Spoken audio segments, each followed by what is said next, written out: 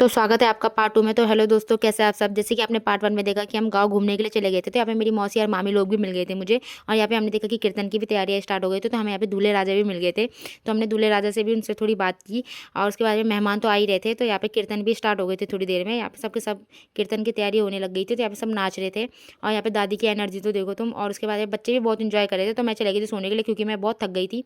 सो के उठ के देखा तो यहाँ पे न्यू ईयर की तैयारियाँ चल रही थी, तो हम सबके सब रेडी होने आ गए थे यहाँ पे। और अपना फिट चेक देने के बाद हम चले गए थे शादी वाले घर पे जहाँ शादी हो रही थी।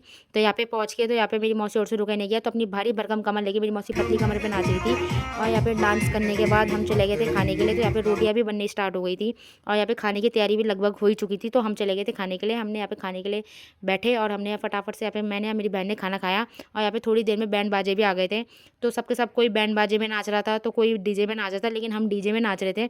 हमने खूब इंजॉय किया और यहाँ पे मेरे मामा लोग भी खूब नाच रहे थे और मेरे मामा भी बहुत खुश नज़र आ रहे थे। यहाँ पे मेरे मामा भी डांस खूब कर रहे थे। और इसके बाद मैं तो बहुत थक गई थी, लेकिन मेरी मौसी या मेरी मामी बिल्कुल भी थकने का नाम नहीं ले रही थी। मेरी मौसी का डांस ही ख़त्म नहीं हो रहा था।